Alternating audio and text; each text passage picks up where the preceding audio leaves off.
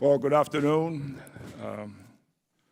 First of all, I want to thank everybody, all our witnesses for being here today. I convened this hearing to examine the damage caused by President Trump's decision in March to cut $400 million in U.S. assistance to the Northern Triangle. The Trump administration did not consult with Congress before deciding to cut these funds. Moreover, administration officials have openly acknowledged that they did not even assess the effectiveness of our assistance program or the impact of these programs on migrant flows to the United States before reaching their decision. In other words, the administration displayed an astonishing level of contempt for Congress and a blatant disregard for the will of the American people. I think I speak for many of my colleagues in saying that this is not how the United States should conduct foreign policy. In my visit to the region, I have seen firsthand the impact of our programs on the ground. The U.S. strategy for Central America was designed to improve quality of life in Honduras, El Salvador, and Guatemala in order to address the root causes of migration. The strategy enabled important progress in a short period of time. Our assistance helped reduce homicide rates in El Salvador by more than 50% in municipalities where U.S. aid operated. In Guatemala, our programs helped create over 78,000 new jobs in the Western Highlands and Petén Department alone. In Honduras, our programs helped lift 90,000 people out of extreme poverty. These are certain areas where our strategy could be improved upon, and I would welcome an honest conversation about ways the U.S. could better advance our objectives in the region. However, arbitrarily cutting assistance to the region is absolutely the wrong approach. I strongly oppose President Trump's decision to cut funding for these programs. I commend my colleagues on both sides of the aisle who have spoken out against this illogical decision, which directly undermines U.S. interests. I represent a district that is nearly two-thirds Latino. Many of my constituents are first-generation and second-generation immigrants from Central America. I repeatedly hear from my constituents that they did not want to leave their home countries and leave behind family members. They migrated as a last resort. The Trump administration seems to believe that they can stop migration by eliminating right to seek asylum and coercing governments in the region into stopping people from leaving their countries at all. The administration clearly does not understand the level of desperation felt by many of those who make the dangerous journey north. Criminalizing desperation will only make conditions more precarious for those who have decided that leaving home is the only option. I believe that the U.S. must instead work as a partner to help create conditions whereby Honduras, Guatemalans, and El Salvadorians can see a future in their home countries. I was proud to be an original co-sponsor of the Northern Triangle Enhanced Engagement Act, led by Chairman Engel and Ranking Member McCall, which passed the House in July, and I urge my Senate colleagues to urgently pass this bill. I also thank my friend Congressman Yoho of Florida for working with me on a resolution that highlighted the importance of continuing our engagement with the Northern Triangle. I appreciate the efforts of Ranking Member Rooney, who worked with me, along with Chairman Engel and Ranking Member McCall, on a letter we sent to President Juan Orlando Hernandez of Honduras, urging him to extend the mandate of the mission to combat corruption and impunity in Honduras. There is a tremendous and bipartisan agreement within Congress that we must engage the Northern Triangle countries in order to enhance security and prosperity and combat corruption. I hope we can continue to work together on a bipartisan basis to ensure our policy towards the region advances U.S. interests and truly address the root cause of migration. Thank you, and I now turn to the Ranking Member Rooney for his opening statement. Thank you, Mr. Chairman. Thank you for holding this important hearing. The United States and Central American countries of Guatemala, Honduras, and El Salvador, the Northern Triangle, are inextricably linked by geography and deep cultural roots. We have mutual concern about the illegal migration into the United States and the economic and security challenges which precipitate it. These countries are among the most violent and poorest in the world. The United States' foreign assistance to these countries is a critical tool that we can deploy to nurture a secure and stable Northern Triangle and improve security in the region. Between 2016 and 2018, the United States allocated over $800 million in foreign assistance to the Northern Triangle to confront the transnational gangs like MS-13 and to strengthen democratic institutions and try to spur economic development. We've made some successes like the Feed the Future initiative in Honduras, where beneficiaries are 78% less likely to emigrate than the Honduran population as a whole. U.S. security assistance programs have provided technical assistance to prosecutors and training for investigators to strengthen the justice system in the Northern Triangle countries. In El Salvador, from 2015 to 2018, crime dropped 53%, in part because of U.S. assistance programs dealing with the prevention of violence and in support of local law enforcement to investigate and prosecute MS-13. U.S. assistance programs have provided economic opportunities to young people, have provided help for victims of human trafficking, and have encouraged protection of human rights defenders, and have addressed food insecurity during times of critical drought. Despite this good work, we must acknowledge where our efforts have fallen short. Regional migration is overwhelming our borders. Between 2018 and August 2019, immigration officials at our southern border apprehended approximately 590,000 migrants from the Northern Triangle, which has contributed to the ongoing crisis at the border. Further, while violence in the Northern Triangle has been reduced, the homicide rate remains excessive. 38 homicides per 100,000 citizens, one of the highest rates in the world, and the global average is only 6 per 100,000. Systemic corruption plagues the region, and unemployment and limited access to jobs are pushing migrants to seek better opportunities abroad. We must remain committed to solving these issues, and U.S. foreign assistance is a big part of the solution. In the last few months, about $500 million of FY 2017 and 18 foreign assistance to the Northern Triangle has been cut. I'm deeply concerned about the negative impact this will have on these countries and on flight migration towards the United States. Congress is responsible for ensuring that any adverse results from these cuts are monitored and addressed with future funding. Strong oversight of our aid is essential, not only to guarantee responsible spending of taxpayer dollars, but to ensure that we have clear objectives and are adjusting our aims for maximum results. Moving forward, we need to make sure that our foreign assistance improves the region's physical and economic security and strengthens civil society. We need to support economic development and encourage private sector engagement in order to raise wages, create jobs, and boost the regional economies. We must also recognize the need to address climate change and its impact on regional agriculture. Areas in the Northern Triangle have experienced 5 straight years of drought, leading to a continuous crop loss, depletion of food reserves, and an increase in the price of basic agricultural products. The coffee sector, one of the region's most important export industries, has been devastated by a fungus called coffee leaf rust, which has led to a significant decline in coffee production. Let me be clear, U.S. foreign assistance cannot solve all these challenges alone. Ultimately, the governments of the Northern Triangle are responsible for addressing their domestic needs.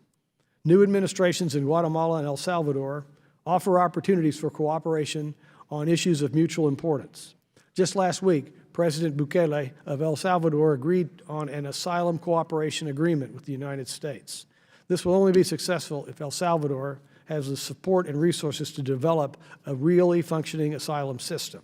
I'm concerned about our void in withholding aid would create a void that China is more than willing to fill at the expense of our interest, which would erode our regional credibility and allow China further to embed their hegemony in our hemisphere. For example, like the port that was, fortunately, the State Department got blocked in El Salvador. This Congress, I was proud to be an original co-sponsor with Chairman Suarez and the other leaders of the committee of the United States Northern Triangle Enhanced Engagement Act, which authorizes funding and a strategy for addressing the drivers of illegal immigration. I hope to work further with the administration to ensure that our foreign assistance is effective. Lastly, I want to commend the administration and the governments of the Northern Triangle for continuing to find ways to resume our assistance in the region. I look forward to the testimonies and opinions of all of you today. Appreciate you coming. And Mr. Chairman, I yield back the rest of my time.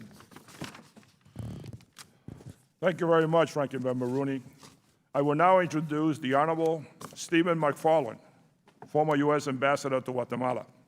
McFarland served as ambassador from 2008 to 2011. Prior to his appointment, Ambassador McFarland served as a U.S. Foreign Service officer throughout Latin America for over 30 years, specializing in democratic transition, peace processes, human rights, and security. Most recently, Mr. McFarland directed the implementation of USAID's Access to Justice Activity Project in Colombia. We welcome you to the hearing. We will then hear from Mr. Juan Gonzalez, former Deputy Assistant Secretary of State for Western Hemisphere Affairs. Mr. Gonzalez has spent his career specializing in Western Hemisphere policy. Prior to his appointment, he served as the National Security Director for Western Hemisphere Affairs under the Obama-Biden administration. He was instrumental in the creation of the U.S. Strategy for Engagement in Central America. Mr. Gonzalez holds a master's degree from Georgetown University's Walsh School of Foreign Service, where he is an adjunct faculty member in the Center for Latin American Studies. Thank you for being here. We will then hear from Mr. Richard Jones, the Senior Technical Advisor in Latin America and the Caribbean for the Catholic Relief Services. Jones has lived and worked in Latin America for nearly 3 decades and has spent the past 20 years with Catholic Relief Services, directing programs on violence prevention and migration. He holds a master's in international relations from Johns Hopkins School for Advanced International Study. Thank you for joining us. Finally, we will hear from Mr. Matthew Rooney, no relation to Mr. Francis Rooney, a former service officer,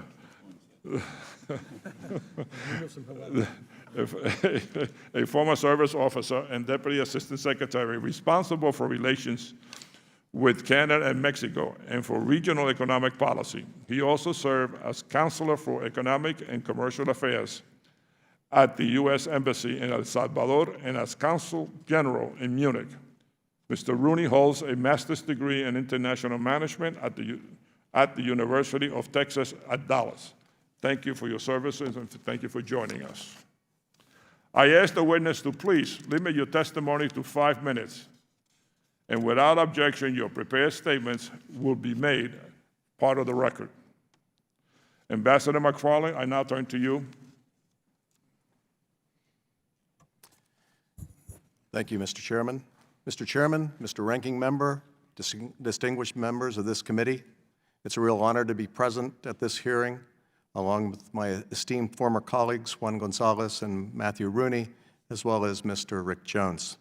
My work in Central America began in the 80s under President Reagan, continued up to President Obama, and I can attest that U.S. policy in that region is strongest when it has bipartisan congressional involvement and support.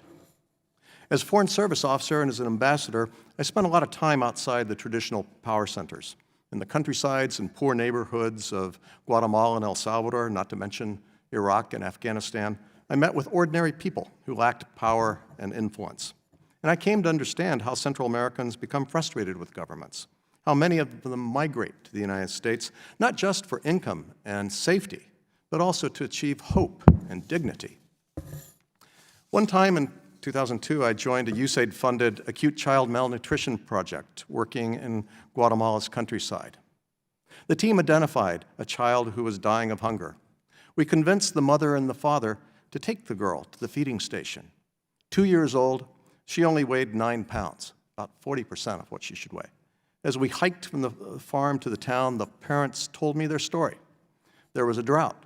Their crop had failed. There was no government assistance. They had 5 children, and they gave what little food there was to the older boys who could work in the fields. Droughts returned to Central America this year. One can imagine how a family now in a similar situation would decide to migrate to the United States, because no matter how risky the trip, how harsh the conditions, it is better than watching your family starve. I also found the fact that an ambassador would go to these places and that the U.S. would help these people actually helped us to secure Guatemalan respect and support for unrelated U.S. policy objectives. The U.S. assistance cutoff sadly abandons that moral high ground. In my written statement, I detailed how the assistance cutoff would actually undermine the administration's migration policy, since it would stimulate more migration. I also laid out why the cutoff does not provide leverage for the U.S. to use effectively with the governments of Central America.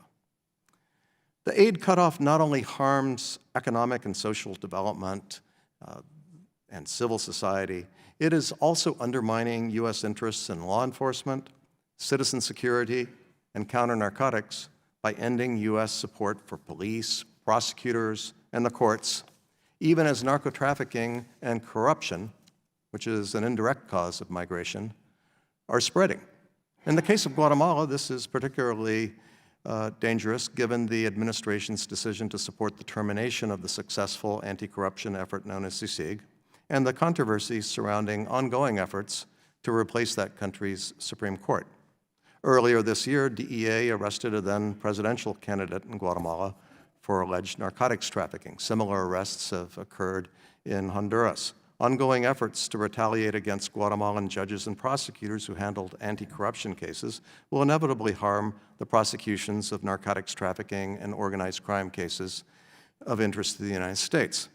The U.S. should remember that a major factor that led to Chavez's takeover in Venezuela was the public's perception that their institutions were increasingly corrupt. And Venezuela, of course, is now in the throes of one of the largest mass migrations in recent history. Finally, the aid cutoff reduces U.S. credibility. Central Americans expect the U.S. to know what it is doing. An assistance cutoff that undermines the administration's own policy sends the mistaken message that the U.S. is not serious. I believe the administration should take the following steps. One, restore the programs affected by the assistance cutoff. Two, seize the opportunity to engage with the newly elected presidents of El Salvador, Mr. Bukele, and the president-elect of Guatemala, Mr. Giammattei. Three, support anti-corruption efforts, given that corruption indirectly stimulates migration. Four, reshape U.S. policy towards Central America to re-emphasize progress on the systemic factors that drive migration and use migration to the U.S. as a pressure relief valve. The administration should engage the region's governments, civil societies, and private sectors on what has to change and how each can contribute more, because what is happening now is not sufficient. There should be greater accountability, and the administration should review sanctions as well as incentives to stimulate appropriate change. Thank you very much, Mr. Chairman. Mr. Gonzalez, you are now recognized for your testimony. Mr. Chairman, Mr. Ranking Member, distinguished members of the committee, thank you for the opportunity to testify before you today on this very important topic. It is a particular honor to be among such august company, but in particular that of Ambassador McFarland, who I met when I was a Peace Corps volunteer in the Western Highlands of Guatemala, which incidentally is one of the major sources of migration from Guatemala to the United States. I was asked to focus on the lessons we drew upon when designing the original U.S. strategy for Central America, as well as progress achieved, recommendations for U.S. policy, and the tangible impacts of cutting aid to the Northern Triangle. As such, my testimony outlines a few of the many lessons learned, good and bad, from my time as Special Advisor to Vice President Joe Biden from 2013 to 2015, when we designed the strategy, and then as Deputy Assistant Secretary of State with the responsibility over its execution in the final year of the Obama administration. The bottom line is, it relates to this hearing, is that U.S. foreign assistance provides effective leverage to protect our national security interests and promote democratic values in Central America. It is a fundamental tool to addressing the drivers of migration, and cutting it will only serve to undermine U.S. regional influence. The first and most important lesson that we learned early on was that migration enforcement and border security alone would not stop irregular migration to the United States. Current migration trends are the result of economic and social conditions in Guatemala, Honduras, and El Salvador, countries where poverty, corrupt and ineffective public institutions, and violence are compelling people to begin a dangerous journey to the United States. So we developed the U.S. strategy in Central America to focus on the drivers of migration. Second, Northern Triangle governments are unable to prevent outbound migration on their own without equal parts pressure and support from the United States. Political pressure is key, as no amount of foreign assistance will make a lasting difference without political will on the part of regional governments. That requires senior administration officials to engage in candid discussions with regional governments and the respective private sectors and to press them for reforms that, in many cases, go against vested interests. We engaged at the senior-most levels of government and measured political will in terms of quick results on near-term actions, like targeting smuggling operations, while advancing structural reforms to address these systemic challenges over time. Congress was key to maintaining the pressure, most notably by including robust conditionality in the appropriations bills. Third, large and complex strategies cannot be managed solely from Washington. The Vice President, the State Department, and USAID set the priorities, negotiated political commitments, established metrics, and briefed anyone and everyone on Capitol Hill willing to listen. But when it came to program design and implementation, we had hired our country teams, all of which serve under Chief of Mission Authority. Fourth, migration is a byproduct of a broader problem set in the Northern Triangle that has broader implications for U.S. national security. All three countries suffer from a predatory elite that benefit from the status quo and who for generations have opposed reforms that would alleviate migration drivers. The most marginalized communities are also the ones most likely to migrate.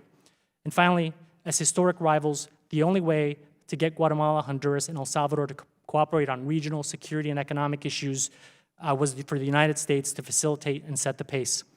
In this regard, migration serves as a sort of canary in a coal mine, foreshadowing much worse things to come if these countries are unable to maintain the rule of law, create stable and formal workforce, provide alternatives to criminality, and address rampant corruption. I cannot emphasize enough just how central combating corruption was to our entire approach, or how disappointing it is to see the Central American anti-corruption movement in retreat. Today, the forces of corruption are winning in Guatemala after successfully ending the mandate of the UN-backed Commission Against Impunity, following years of strong backing from both Republican and Democratic administrations. So too, the continued erosion of democracy in Honduras that culminated in a questionable presidential result in November 2017. The United States is not leading the battle against corruption in Latin America and the Caribbean. Nobody will. Lastly, bipartisan congressional support is the only way to institutionalize a multi-year strategy to reduce irregular migration at the source. We learned that most members of Congress supported addressing the root causes of migration from the Northern Triangle, albeit with varying degrees of nuance. Republicans, for the most part, prefer to focus on security assistance and called for robust monitoring and evaluation mechanisms. Democrats, skeptical of the region's political will, pushed for increased conditionality related to human rights and emphasized the importance of supporting justice and rule of law institutions over military support. We argued successfully for balance, using our experiences with Plan Colombia and the Merida Initiative to make the case that effecting positive change requires sustained international assistance that balances both security and development and is accompanied by strong political will from regional governments and the private sector. But we didn't get it on our first try. And congressional Democrats and Republicans worked with us to tweak the strategy that became the product of collaboration between the administration and Congress. My final point is this. The migration crisis at our southern border serves as a stark reminder that the state of security and prosperity in Central America and Latin America and Caribbean writ large has significant implications for our national security. Without active leadership and support from the United States, the situation in the Northern Triangle will only continue to deteriorate. We cannot play line defense indefinitely, and it is vital to our interest to provide foreign assistance and exert pressure on regional governments to create the necessary conditions for migrants to stay home. I urge Congress to continue its bipartisan support for the U.S. strategy for Central America. Thank you for the opportunity to testify. Thank you, Mr. Jones. You are recognized for your testimony. Chairman Sires, Ranking Member Rooney, thank you for calling this hearing and for the opportunity to look more deeply at the impact of cutting foreign aid to Central America. My name is Rick Jones. I'm a Senior Technical Advisor for Catholic Relief Services in Latin America and the Caribbean, where I've lived and worked for nearly 30 years. Cutting foreign aid to Central America, a region which has become one of the most violent in the world, where rural poverty is on the rise and people are fleeing for their lives, is counterproductive. It's likely to erase the gains that have been made, increase the costs, and undermine the credibility and the security of the United States and the people living in the region. There have been gains Between 2015 and 2018, the CARSI program achieved a significant reduction of 50% in homicides in El Salvador and 35% reduction in Honduras. Homicides are one of the principal causes of outmigration. Cutting aid to those programs is likely to only increase the loss of life and increase the cost of addressing people who are fleeing the region due to violence. In CRS, we've worked with USAID, the U.S. Department of Labor, and INL in our youth employment program. We've been able to reach 10,000 youth who are out of school and unemployed and at risk of joining gangs or being recruited into them, and placed 75% of them in jobs, business startups, or back in school. An independent study by the Department of Labor demonstrated that graduates from these programs saw their incomes continue to rise 2 years after leaving the program. Aid in this way is very effective. The alternative says to young people, there is no hope for you. The only thing you have to do is to leave the region. We asked young people in these programs if they have ever thought about migrating, and 40% of them said yes. We asked them why they stayed, and they said, because this program gives us hope and a reason to stay. And this program is also cost-effective. It costs about $1,000 per young person for a 6-month training program and placement into a job, whereas apprehending a young person at the U.S. border costs a minimum of $50,000 for the same period. Cutting off the aid is going to only increase the expense to the U.S. taxpayer. In another positive example of foreign aid, USAID sponsored CRS to address chronic malnutrition and food insecurity in Guatemala.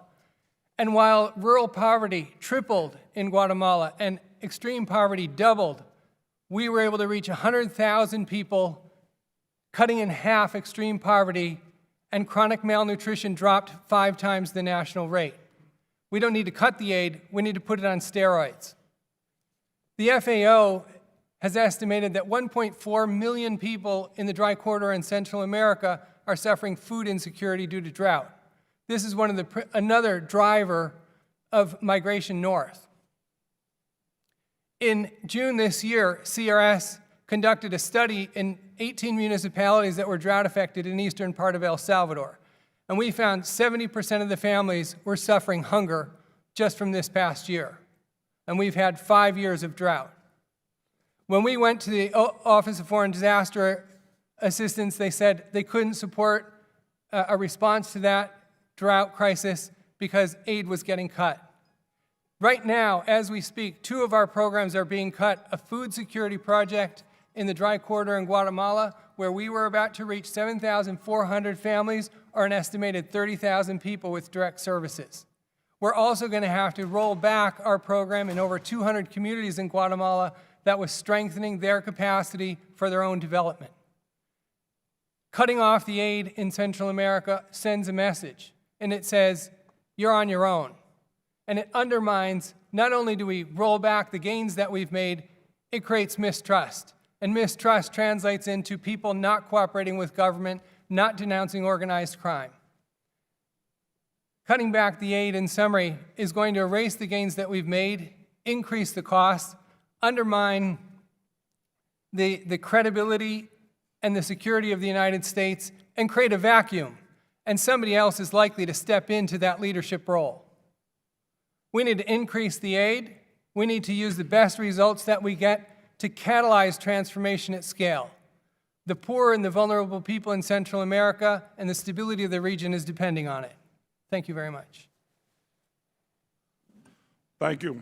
Mr. Rooney, you are recognized for your testimony. Thank you, Mr. Chairman. Mr. Chairman, Mr. Ranking Member, members of the subcommittee, it's an honor to be with you today to discuss the need for robust engagement with the nations of Central America, particularly El Salvador, Guatemala, and Honduras. And it's a particular pleasure to share this tribunal or this table with such an esteemed group of colleagues and friends. The George W. Bush Institute is perhaps not widely known outside the Dallas Beltway. We are a think and do tank founded by President and Mrs. Bush upon their departure from the White House in 2009.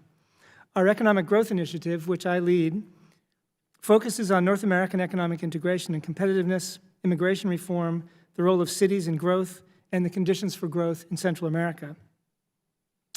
Mr. Chairman, Mr. Ranking Member, members of the committee, the heartbreaking images of Central Americans risking their lives to enter the United States have produced an unsatisfying debate among Americans. There are those who believe that the poverty and violence in the region are the responsibility of the United States. And there are those who believe that the corruption and social dysfunction of the region are entirely the fault of the Central Americans themselves. As usual, the truth is more complicated. It is true that all the Central American countries have been sovereign nations for 2 centuries, and all have had functioning democracies with market-driven economies for 3 decades or more. As a result, they bear ultimate responsibility for conditions in their countries. At the same time, the United States has been deeply engaged in those countries for decades. In particular, the region embraced free trade in response to a U.S. trade policy approach that holds that trade is a better tool for economic development than assistance. Over a decade later, their continued poverty calls the American approach into question and opens the field to others. We must prove that our approach works. As a result, the fact is that the security of our borders and our communities and the credibility of the concept of trade-led development are at stake. The challenges are daunting. The region remains trapped in a cycle of political uncertainty, institutional weakness, and persistent poverty. This instability on our extended security perimeter derives immigration and reduces growth opportunities for the United States. Driven by this recognition, the United States has offered strategically focused assistance to the region. The U.S. commitment has been significant, yet U.S. peace and security assistance to the region is a fraction, 3% or less, of what those countries spend out of their own resources. More importantly, dozens of Salvadoran, Guatemalan, and Honduran law enforcement officers have lost their lives in the line of duty in the last several years. The Central Americans are working hard and making sacrifices to address their own problems. Our foreign assistance has been instrumental in helping the Central Americans focus their own efforts to address the region's challenges, reduce corruption, and enhance transparency. At the same time, it is true that to break this vicious cycle once and for all, the United States needs the region to develop and pursue a long-term growth agenda. In an effort to encourage the emergence of a growth agenda, the Bush Institute, about a year ago, created our Central America Prosperity Project.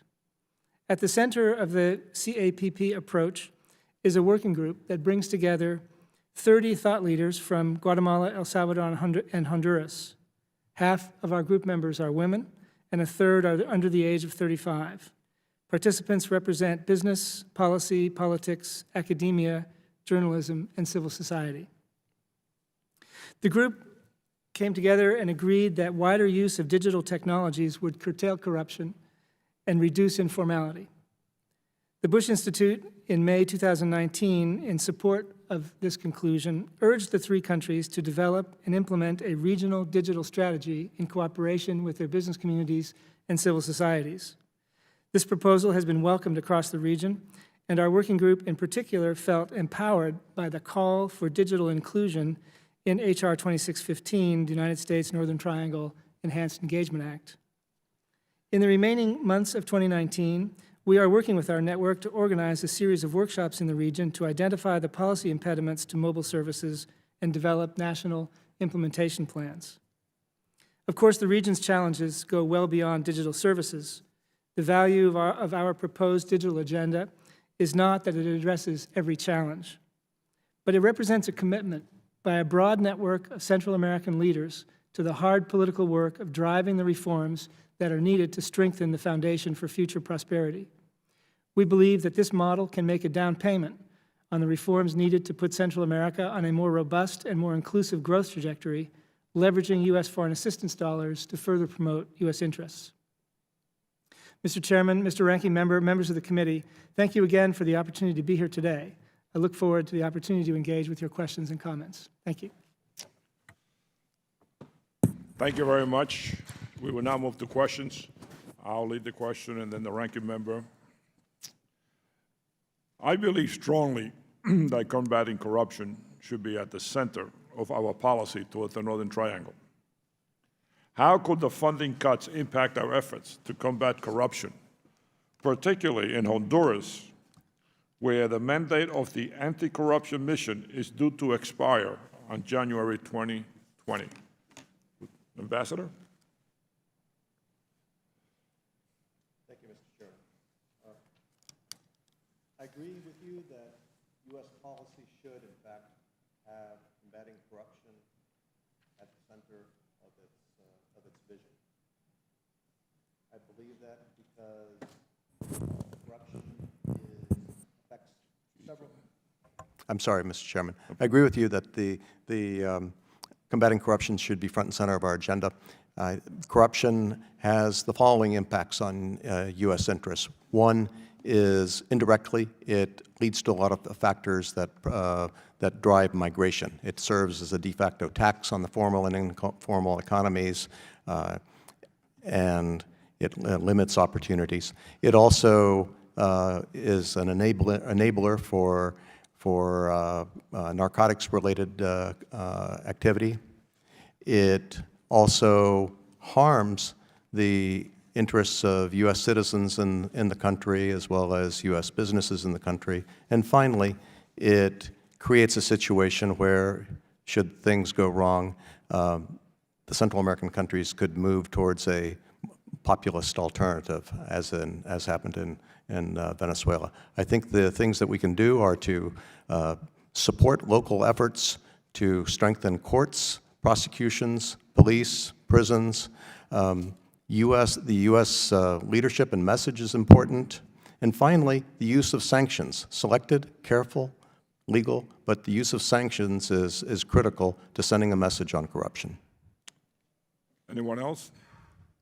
If I may, Mr. Chairman, just I would use, you referred to the Honduras example. I think we need to look no further also than just the experience in Guatemala, where I had the honor to, when I was at the State Department earlier on, actually put together the assistance package for CSIG, the UN-backed Anti-Corruption Commission. And as a matter of fact, it was a congressional earmark. So we were compelled by the U.S. Congress to fund CSIG. And it was something where, over the years, it was the United States, Canada, and Spain that were the main supporters of CSIG's work. So on the assistance side, I think it's over 1,600 prosecutions that CSIG has supported the judiciary on is a direct example of how you get results on combating corruption. But more importantly, I would say is the assistance also provides important leverage. So in addition to the support directly for CSIG, the work that we're doing throughout Guatemala, the work that we're doing with the private sector, and frankly, high-level engagement by the administration and leadership in the U.S. Congress, I think is perhaps just as important as direct programmatic support to organizations like CSIG and other civil society organizations. At the end of the day, the United States, and the ambassador knows this better than anybody, the United States carries an outsized presence in Guatemala, Honduras, and El Salvador. And if we are demanding results on corruption and using foreign assistance as a tool of leverage, it is incredibly effective, and it has actually allowed CSIG's mandate to continue up until this year. Thank you. Yeah, sure. Corruption is certainly a critical issue to be addressed, but we think it needs to be combined also with development aid. The development aid, for example, through the McGovern-Dole school feeding program, allowed us a seat at the table with the Ministry of Education, where they eventually adopted a national school feeding law, which now Guatemala is going to take on and take over 50% of the feeding in 2018 and 2019 in local purchases and in 2020. So we think anti-corruption programs need to be combined with development that allow us a seat at the table to continue to foster good governance and good spending. Thank you, Mr. Chairman. Just to observe, as I mentioned in my remarks, the working group of Central American leaders that we convened under our Central America Prosperity Project identified corruption as one of the core problems facing the region. Our working group included members of leaders of the major business associations from all three countries, leaders and owners of some of the major corporations in all three countries, as well as representatives of regulatory agencies and civil society. And there was a unanimous sense among that group that corruption was a serious problem. The idea of using digital services to attack that problem kind of starts with the assumption that it's a tough problem to crack, because ultimately it's difficult to come to any form of prominence in Central America without being compromised to some extent or another by corrupt activities. And the ability to make tax payments, receipt of social benefits, customs payments, registration of companies, registration of work relationships, and contracting transparent through digital services is a remarkable opportunity to break the cycle. Thank you. I now recognize the ranking member, Mr. Rooney.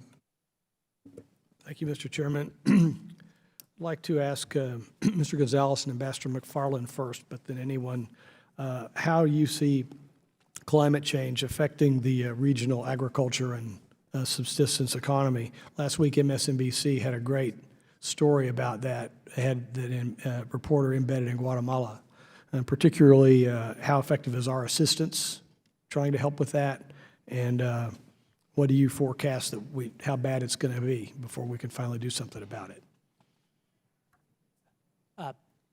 Thank you, Mr. Ranking Member, for that question. It is a salient issue, particularly in places like Guatemala, where a lot of the migration, as you mentioned, I think in your opening remarks, the eastern part of Guatemala, due to drought, has driven a significant amount of the migration. Throughout Latin America, you have this rapid phenomenon of urbanization.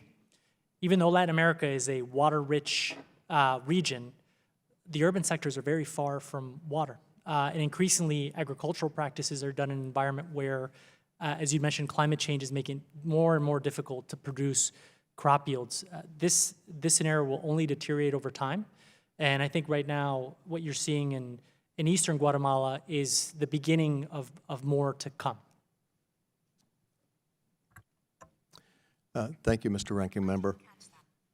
I think climate change is going to be driving a lot of food insecurity in the Northern Triangle, in Guatemala in particular, where I've been out in the countryside. One of the impacts it has is that since you have a government that traditionally does not provide a safety net, and people who do not have the mobility, the ability to simply go to the big cities to look for jobs, they're in trouble. It also affects people because it's not just the crops, the individual farmers' crops that are affected. A lot of these farmers depend on seasonal labor in the sugarcane plantations and in the coffee fincas. And this current year, a lot of the plantations, the sugar plantations, decided not to hire labor. There was because of a combination of prices and weather. Same for coffee. So that it has that effect as well. Does our assistance have any impact on this? Sir, I believe it does. Or at least it has until it has been cut off. It provides various ways of working on alternative crops, trying to maintain some sort of resiliency in families' access to food, and in some cases, emergency food supplies. If I could respond to that. Thank you. What we need to understand, I think, about drought-driven climate change or climate-driven drought in Central America is that the impacts are cumulative. In the first year of drought, families eat less, increasing malnutrition in children. In the second year, they start to sell their household assets, increasing poverty. In the third year, they sell the land and they leave. So we need to understand the cumulative effects of what's happening in Central America, and this is going to continue to drive. We've had drought 5 out of the last 6 years, and 6 years of the hottest on record. And so I think this is what the future is going to look like. There are specific practices. We've worked with over 3,000 farmers in Central America in the dry corridor to develop and prove practices. And last year, farmers that did not use our water smart practices lost 80% of their crop, where other farmers only lost 10%. That's the difference between watching your family starve and having to work a few extra weeks at the end of the year in something other than farm activities. There are practices that need to be scaled up throughout the dry corridor in Central America. Are you familiar with the World Food Program's activities there? The MSNBC article showed a couple of feeding opportunities by the World Food Program there. Yes, the World Food in the region, both delivering food aid as well as starting to try and change the soil and water management practices. We at Catholic Relief Services work very closely with them to develop the kinds of practices that small farmers can afford. Thank you. I yield the rest of my time. We'll just keep asking questions. If I could have a question. I am concerned about these cuts. I think they could not have come at a worse time. Guatemala just had elections with record low turnout. Obviously, that reflects the discontent within that country. The Honduras government is facing large street protests. What can that lead to, Mr. Rooney? Are we going to have another Nicaragua or Venezuela in our hands? Thank you, Mr. Chairman. I'd hesitate to speculate about that specifically, but I do think that the course that these countries are on is not sustainable, socially or politically. We do have an opportunity with the new Salvadoran government and with the Guatemalan government about to take office. Certainly there is a renewed opportunity to engage with those governments in a constructive way. I think both have signaled that they want to work closely with the United States. They have set priorities. To harp for a moment on my Central America Prosperity Project hobby horse, both have set priorities that are consistent with the digital priority that my working group has identified. So we're hopeful that they can reverse course and set their countries on a more constructive course. Anybody else? Ambassador? I'm sorry. Mr. Jones, I'll get back to you. Yep. Yes, Mr. Chairman. I would say in the case of Guatemala, Mr. Chairman, there is a real opportunity for the United States to engage with the president-elect. There's a new president, new Congress, and that's something positive. Same with El Salvador. Honduras is a different story. Could this discontent somehow lead to a Venezuela situation? As somebody who served twice in Venezuela and has watched it closely, it's been on my mind for many years. The two big factors that led to Venezuela were an economic decline and increasing popular dissatisfaction, loss of faith in their institutions, and a wild card, Chavez. We don't see the wild card on the scene in Central America, but that doesn't mean that the person couldn't appear. But I think the lack of confidence in elected institutions and the lack of confidence, the popular concern about corruption are warning signs that the U.S. as well as the leaders in those countries should take into consideration. Thank you. Mr. Jones?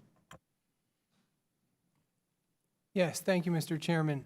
I think first we're very concerned about the loss of human life due to removing foreign assistance for security issues.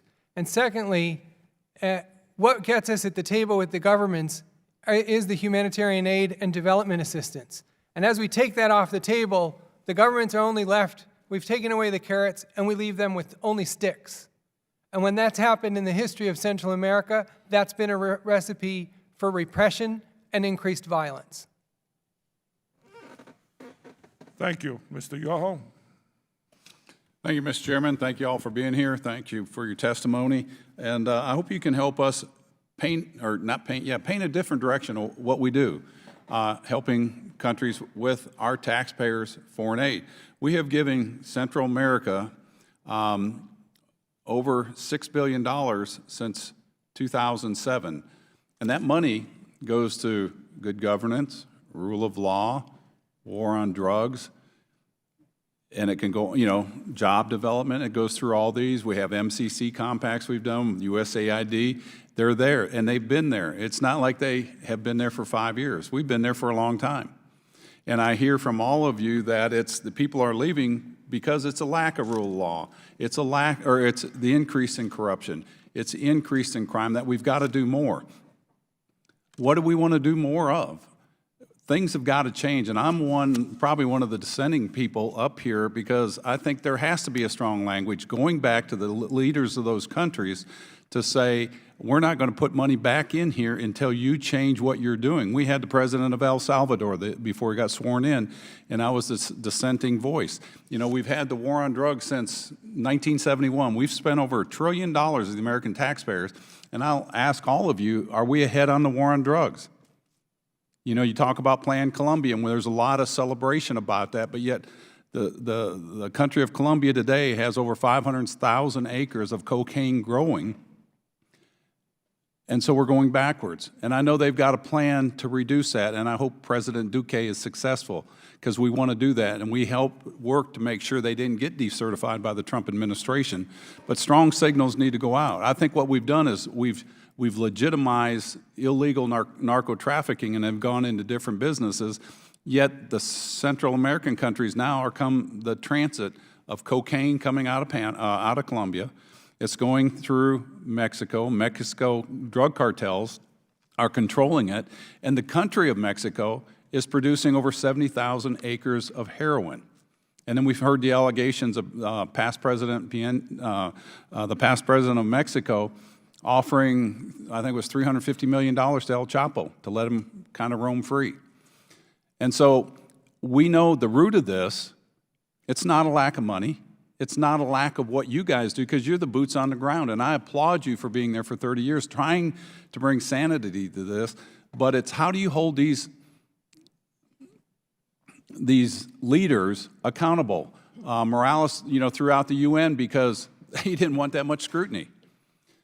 There will be a vacuum created, I agree, and China and or Russia or Iran or, you know, Cuba's already got their influences in there. We'll have that. But what in the heck do we need to do different, and how can we get these people to say, we're going to change? And I challenged the new president of El Salvador, what are you going to do different than your predecessors so that they can look back and say, this is the man that changed the direction of Central America in my country? What do we need to do? Because the feel-good stuff that we've done over and over and over again, and by doing that, there's been a lot of tragedy and suffering, and we see these people coming across our southwest border. It's not enough. I came up here to get rid of foreign aid, but I wound up passing the largest reform to foreign aid and boosted it so that we could move countries from aid to trade quicker. Where can we work in Latin America or Central America to make a regional difference that shows the rest of those people around them? That's what I want, and that's what I want to hear from you. And we'll start with Mr. Gonzalez. You're ready. Congressman, thank you for the question. I think I would start by saying that the provision of foreign assistance, while completely insufficient, as you mentioned, to transforming the situation on the ground, I would argue that the provision of foreign assistance is not a blank check to these countries. In fact, we provide foreign assistance to advance our own national interests. And an example I would give you, sir, is we increased the size of anti-gang units that collaborate with the FBI. And in 2015, that led to a massive arrest of MS-13 gang members, both in El Salvador and in Charlotte, North Carolina. That's a direct impact.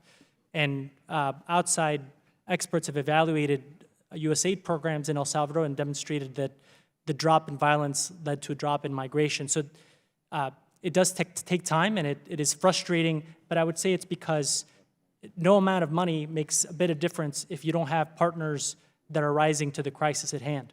Exactly. And so I would say some specific recommendations. Number one is demand that these leaders take immediate steps on short-term and long-term reforms. Can I Yes, put sir. you on pause for a minute, Mr. Chairman? I'm out of time. Do you have time to have him answer? Absolutely. Thank you. Go ahead. Thank you, sir. Demanding very clear and measurable action items from the part of these regional leaders that will demonstrate to U.S. taxpayers that it's worth the cost. In Guatemala, the effective tax rate is one of the lowest in the hemisphere because the private sector benefits from the export of migrants that send remittances back home.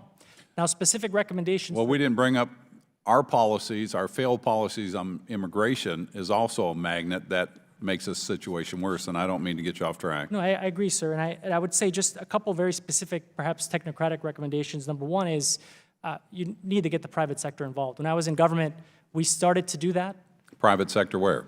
in the region and in the U.S. because often there's a lack of open competition for U.S. companies to compete in the region. But also, these are governments that have, for generations, the private sectors have fought against some of these reforms that would have prevented migration. So finding a way to provide incentives, I think the BUILD Act that was passed on a bipartisan basis that creates the USDFC, the Development Finance Corporation, is a good tool to create opportunities for U.S. business to get involved in large-scale and smaller-scale projects. But very specifically, I would say maybe two things that I think Congress can do. Number one is one of the things we toyed with but never moved forward with as a proposal was creating a regional account. When Plan Colombia was first started, there was what's called the Andean Counter-Drug Initiative. Most of that money went to Colombia, but it is a flexible way to actually be able to move the money in Central America so that you're rewarding those countries that are taking the measures that they need to take. And that money can be either security or development assistance. It was a very effective tool that we used during Plan Colombia. And then the second, I would say one of the most difficult challenges we had was that the delivery of foreign assistance is a very slow mechanism.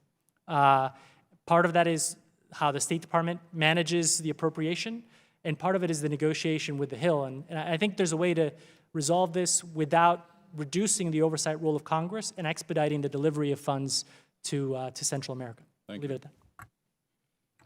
If I might, sir, thank you for that question. Certainly agree that ensuring that we have political buy-in and political support is the most challenging thing. And in general, U.S. assistance carries out U.S. priorities, and matching those with internal priorities and collecting the kind of political support you need internally is a challenge.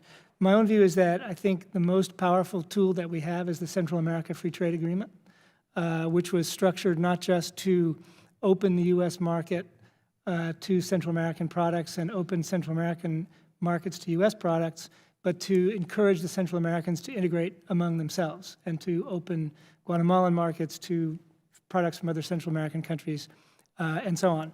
And so to the extent that our assistance can be modulated to ensure full implementation of CAFTA, which requires the buy-in of the Central American business community, as Mr. Gonzalez says, those are interests that have not always been in favor of increased economic openness and economic policy reform in the region because they have a comfortable situation where they are.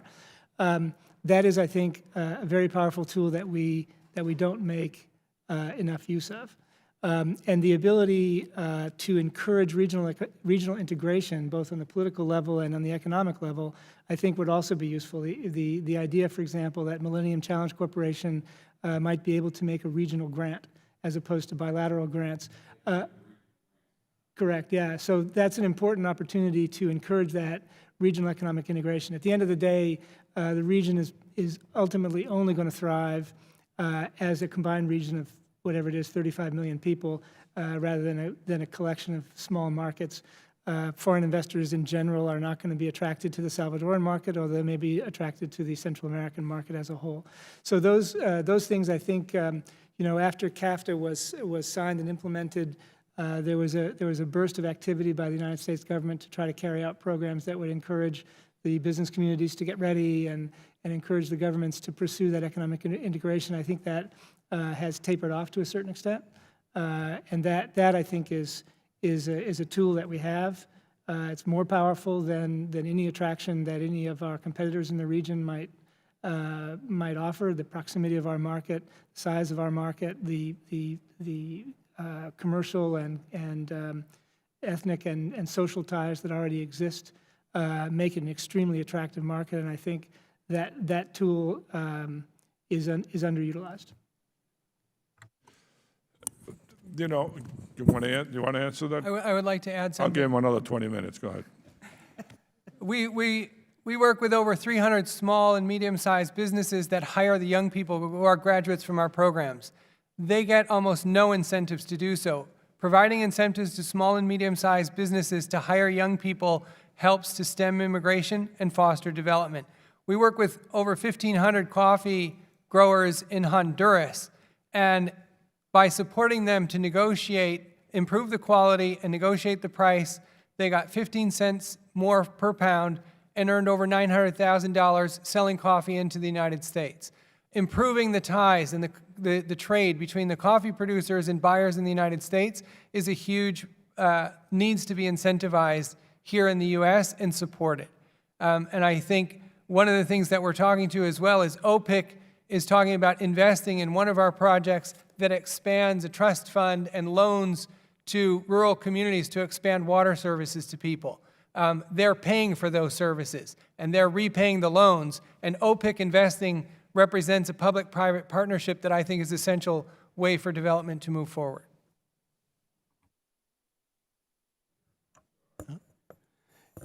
If I may. Mr. Congressman, I agree. The assistance has been effective. However, it has not been enough to get the lasting, sustainable change that is the U.S.'s objective. Why is that? I would argue that the assistance probably isn't large enough to try to do that, but the key factor is not the size of the assistance. The key factor are the counterparts that we have to work with in these countries. And we have a mix there. There are some very good people, and there are people of vision in all sectors. But by and large, there's not a critical mass. We do not have enough people, we do not have enough counterparts there who are willing to identify the changes that have to be made so that Central America is less violent, less inclined to migrate, and a more prosperous partner. How do we get there? How do we get there?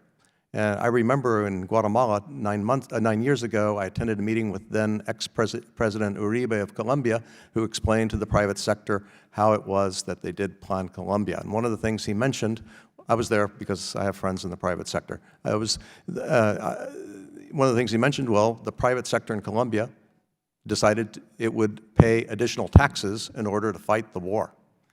And at that point, he lost them. They were not interested in increasing taxes. So you'll have some elites who the incentives we offer are not enough for them to change.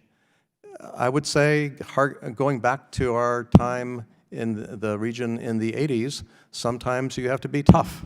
Sometimes you have to hold people accountable. Sometimes you have to use sanctions. It should be careful. It should be legal. But sometimes you have to press people where they hurt and induce them to change. Thank you, sir. Well, you know, one of my, I guess, my countries that I don't know what happened to it is Nicaragua. It seemed that Nicaragua was moving forward, and as my colleague, Mr. Rooney, said, he doesn't know what happened, but there seems to be a turnaround in Daniel Ortega. He's now become the Somoza of Nicaragua, someone who he fought against.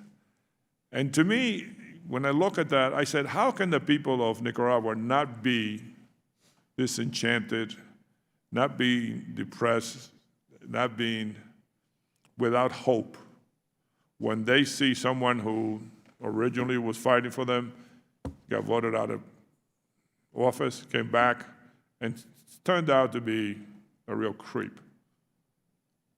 So I'm concerned about these other countries that are going to wind up in the same way.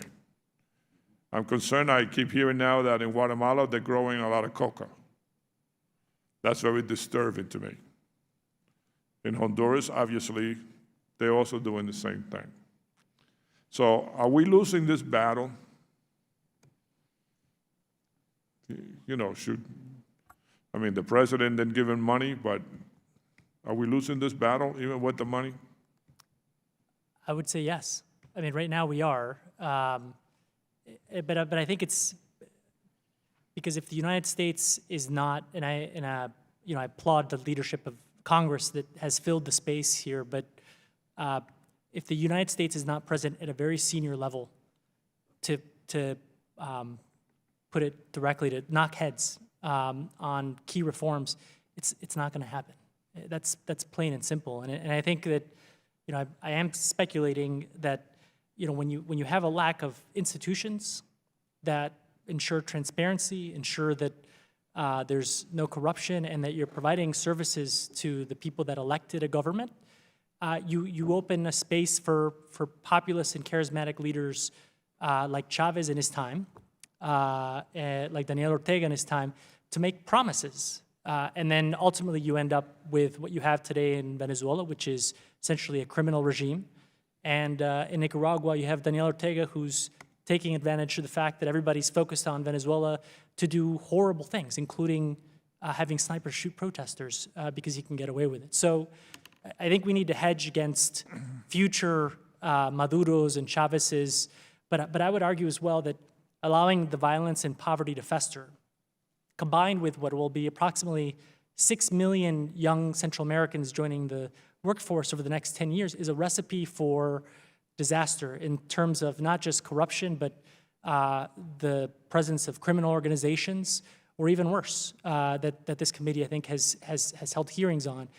And so I don't want to be alarmist, but I do think that if we actually don't have functioning governments in Central America, there isn't, frankly, a wall big enough to keep those problems from our doorstep. I would also add, if I might, sir, that the situation has grown more acute in the sense that back in the day, the United States could engage or disengage with the region. The problems were what they were, but there was no particular alternative out there at moments when the United States disengaged to make things worse. Under the current circumstances, we have extra regional actors who are happy to fill the void and happy to actually facilitate and encourage the kinds of developments that cause us concern. That means that we don't get a do-over, but that the situation could get away from us if we turn away and stay turned away for too long. So I do think that is a new factor that we should keep in mind as we make policy toward the region. Ambassador, what do you think? Mr. Chairman, I believe the U.S. has definitely lost ground. I wouldn't say that we have lost this war. I think we're still in it, but we've definitely lost ground in the last 12 months, last 18 months. I think I share your concern about Nicaragua, and I was actually a desk officer back when in the early 80s, when the Sandinista regime had just taken over. And it is just bizarre to see how Daniel Ortega has, in fact, as you say, become a repeat of Somoza. One of the reasons he did that, though, was that he was able to persuade the Nicaraguan private sector and their party to enter a deal with him, where a minority party like the Sandinistas could, in fact, occupy a majority of power. And so there's that kind of short-sighted dealing by political and economic elites is one thing that we have to watch out for. Thank you. Ranking member? Thank you, Mr. Chairman. I'd like to just continue that just a tad bit. I've got another question too, but my understanding is that in Nicaragua you have a very low requirement for getting elected. That's the way to put it, like 30–35%. And that was part of the thing that we, in the Bush administration, we worked against when Ortega II came up in 2007. And I got a lot of friends and partners down there, and they've given me statistics last year about the low immigration, the low unemployment, the lowering drug use. I mean, the place was going very well, and all of a sudden, wham! This guy just flips on a dime. Is there any? That's what the chairman and I were talking about the other day. Is how can anybody explain how he made that flip flop so abruptly? Ambassadors always have the answers. So Don't answer all at once, just one. Yeah.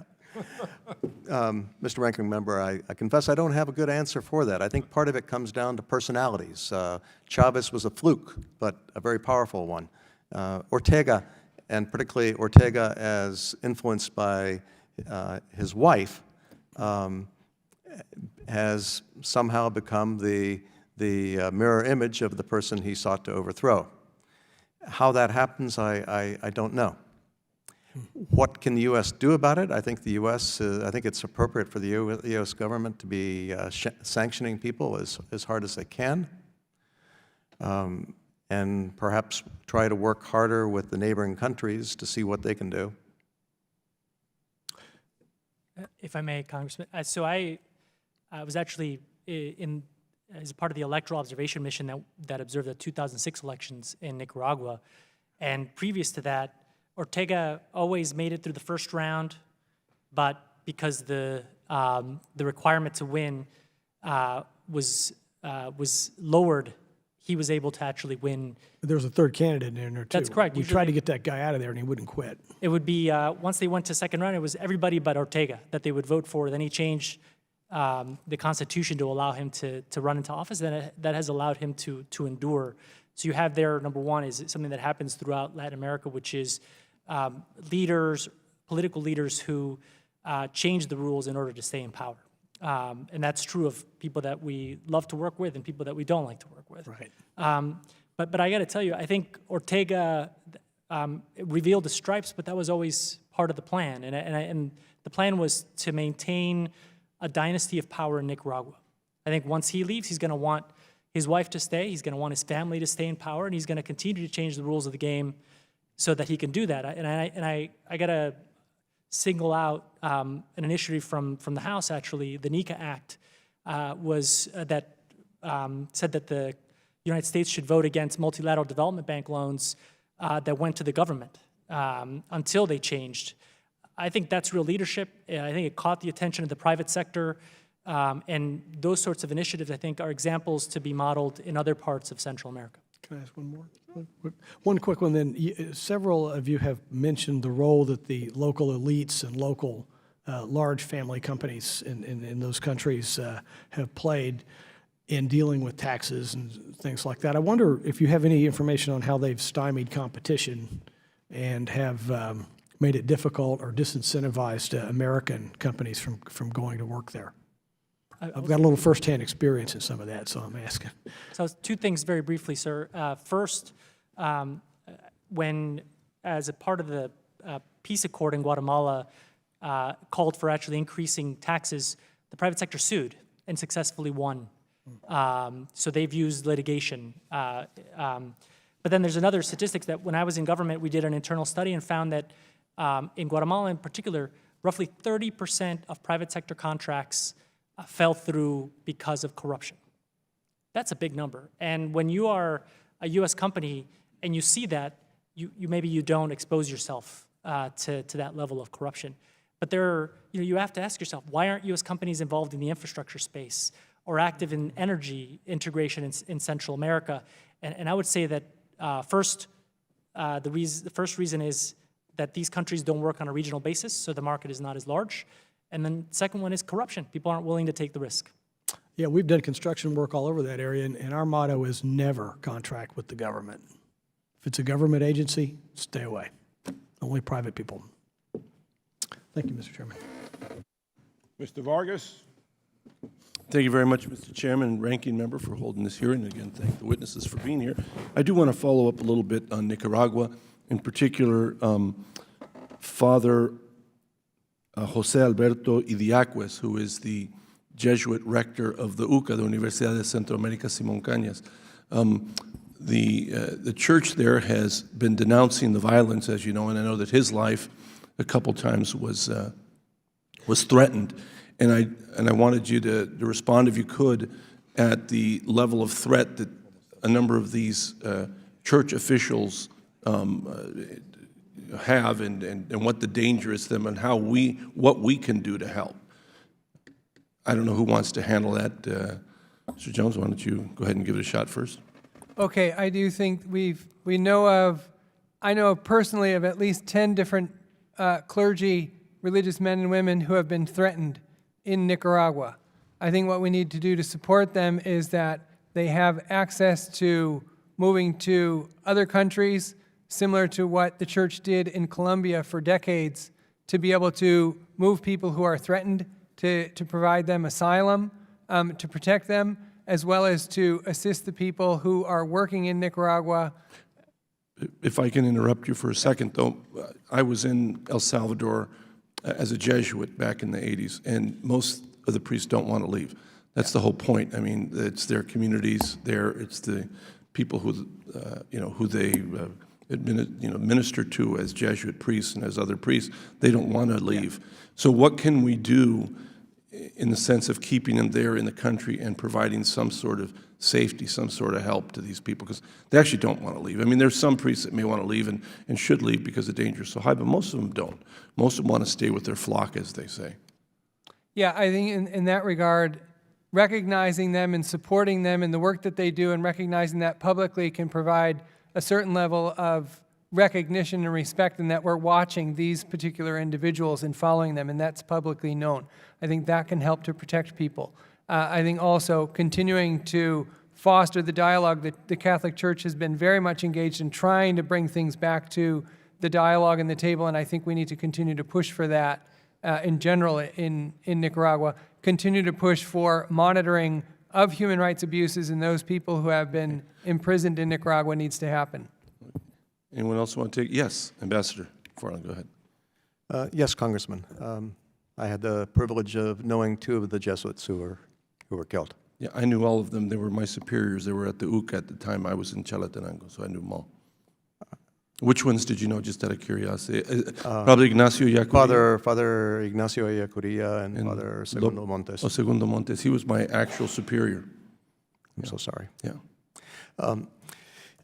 I understand the priests do not want to leave their flock. So I think the first question is we need to ask whether the threat is sort of generalized or whether it is specific. And what we saw in El Salvador and also in Guatemala were specific, deliberate attacks. These are people well loved by their people.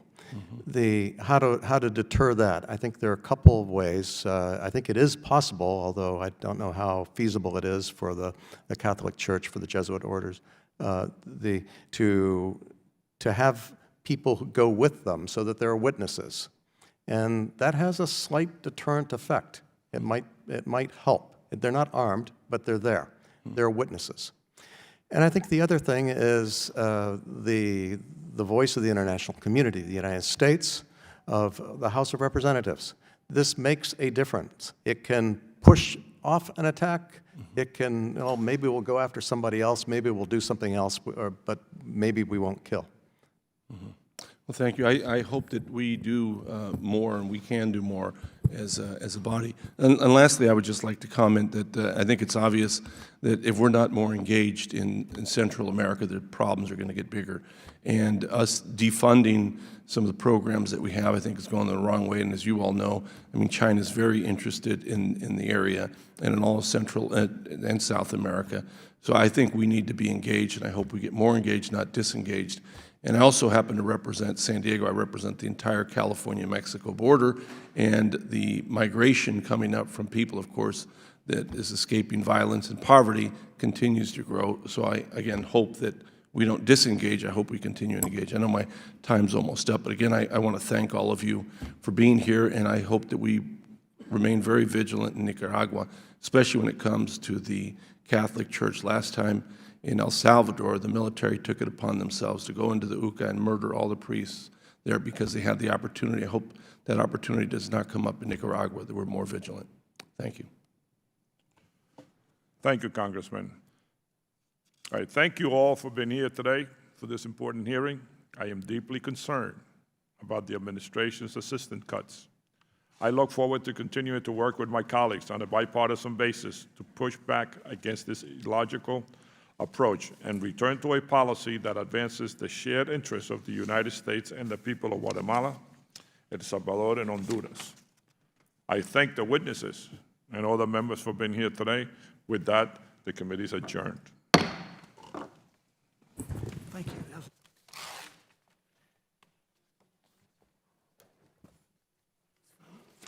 Well done.